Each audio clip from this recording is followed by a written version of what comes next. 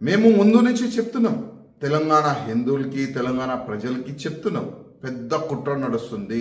అడిగినా కూడా వెళ్ళి అడిగితే ఆ స్కూల్ ప్రిన్సిపల్ ఏమని చెప్తుంది, ఇది ఒక రిలీజియస్ ప్రాక్టీస్, ఇది అందరు స్టూడెంట్స్ కి మ్యాండేటరీ అని చెప్తున్నారు. అట్లా mandatory, you are literally forcing. వాడి ఏజ్ ఏంది, వాడి రిలీజన్ ఏంది అంటే అదొక టైప్ ఆఫ్ బ్రెయిన్ వాష్ లాగానే ఫీల్ అయినా నేను. పాత బస్తీలో సైదాబాద్ ఏరియాలో ఒక స్కూల్ ఉన్నది. అదే ఈ స్కూల్లో 2వ క్లాసు చదువుకుంటున్న మన ఒక హిందూ అబ్బాయి, అదే అబ్బాయికి స్కూల్ మేనేజ్మెంట్ నువ్వు కలమా చదువు చూపెట్టు అని ఆ 2వ క్లాస్ అబ్బాయి పైన ప్రెషర్ వేసినారు.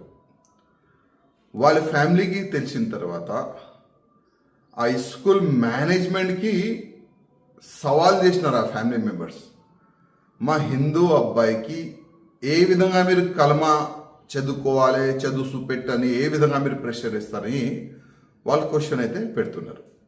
Religious matter, you cannot write that in the Hindu people books. No, that is completely a misunderstanding. That is completely a misunderstanding. We are not misunderstanding. How can you write that in a diary? దురదృష్టం ఏంటంటే ఈరోజు తెలంగాణలో కొన్ని స్కూల్స్లో హిందూ ఓల్కి టార్గెట్గా పెట్టుకొని ఎట్టి పరిస్థితిలో చిన్న చిన్న పిల్లలకి ఇస్లాం వైపు మలపాలని ఒక కుట్ర నడుస్తుంది. గతంలో కూడా ఇట్లాంటి కేసులు బయటికి వచ్చినాయి. ఇప్పుడు ఓల్డ్ సిటీలో ఉన్న సైదాబాద్లో ఈ విధంగా కేసు వస్తున్నాయి. అంటే అసలు ఏం నడుస్తుంది తెలంగాణలో? మేము ముందు నుంచి చెప్తున్నాం, తెలంగాణ హిందువులకి తెలంగాణ ప్రజలకి చెప్తున్నాం, పెద్ద కుట్ర నడుస్తుంది. యావత్ భారతదేశంలో ఉన్న కొంతమంది టెర్రరిస్టులు, అట్లాంటి మెంటాలిటీ పెట్టుకోలు భారతదేశంలోండి గజవా హిందూ చేయాలని ఒక ఆలోచనలో వాళ్ళు ఉన్నారు. అందుకోసం వాళ్ళు స్కూల్ ఇడుస్తలేదు, కాలేజ్ ఇడుస్తలేదు, మాల్స్ కానీ కాలనీస్ కానీ బస్సులు కానీ ఏ ఏరియా కూడా వాళ్ళు ఇడుస్తలేదు. ప్రతి ఒక్క యాంగిల్లో హిందువుల పైన దాడి చేయాలి, అదే ఒక్క లక్ష్యం వాళ్ళు పెట్టుకున్నారు. లవ్ జిహాద్ పేరు పెట్టుకొని కానీ, ఈ గౌ హత్య పేరు పెట్టుకొని కానీ, ఎక్కడైనా హిందువులు ఒక గ్రూప్గా ఉంటే వాళ్ళపైన దాడి చేసే ఆ విధంగా కానీ అన్ని విధాలుగా తెలంగాణలో కొంతమంది రెచ్చపోతున్నారు. అందుకోసం మా జిల్లా కలెక్టర్ మేడం గారికి రిక్వెస్ట్ చేస్తున్నాం, ఇట్లాంటి స్కూల్స్ పైన మీరే చర్యలు తీసుకోవాలి. ఇట్లాంటి స్కూల్స్కి కొద్ది బ్యాన్ మనం చేస్తే, సీల్ చేస్తే ఇంకొక స్కూల్లో ఇట్లాంటి పనులు జరగదు. ఎవరైనా అంటే హిందూకి బలవంతంగా కల్మా చదువు చెప్పేవాళ్ళు ఎవరు వీరు? ఇట్లాంటి టీచర్స్కి కానీ ఇట్లాంటి మేనేజ్మెంట్ అధికారులకి కానీ సస్పెండ్ చేయాలి, కేసు బుక్ చేసి జైలుకి పంపించాలి. ఇట్లాంటి వ్యక్తుల పైన యాక్షన్ తీసుకుంటే ఇంకొకసారి ఎవరు కూడా ఎడ్యుకేషన్ సైడ్లో మతాన్ని వాళ్ళు తీసుకుని రారు. కొద్దిగా మా ముఖ్యమంత్రి గారికి, జిల్లా కలెక్టర్ గారికి ఈ కేసుని మీరు పర్సూ చేసి వాస్తవం ఇది జరిగిందంటే వాళ్ళపైన చర్యలు తీసుకోవాలని నేను మా ముఖ్యమంత్రి గారికి, కలెక్టర్ గారికి రిక్వెస్ట్ చేస్తున్నాను. నా పేరు Supriya Goud.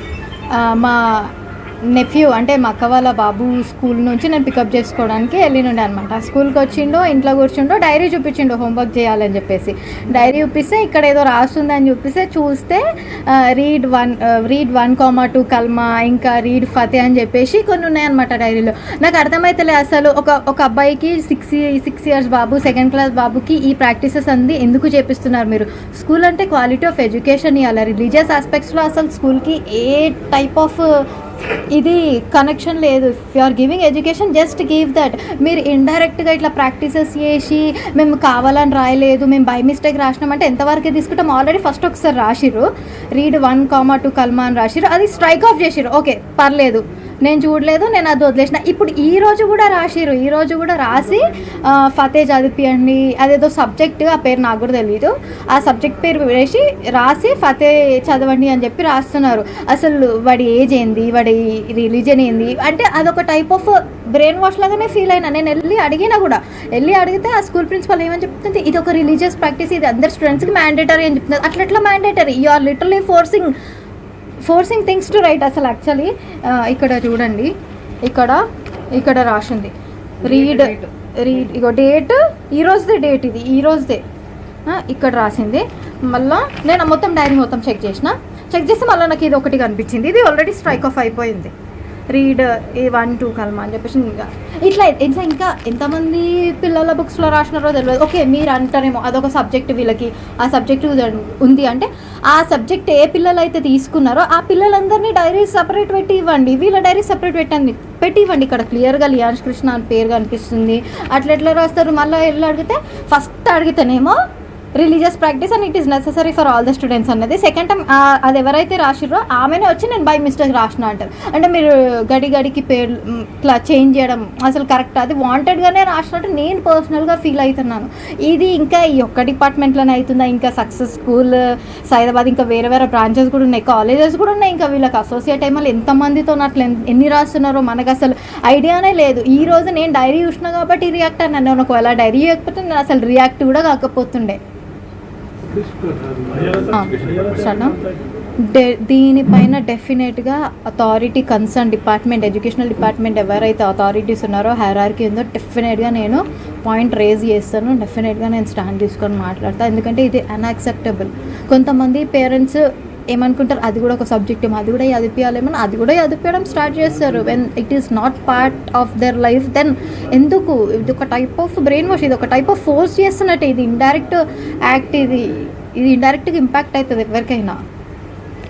I have recorded what you are telling right now. It is mandatory and it is, wait, let me talk, and it is mandatory on every children's book.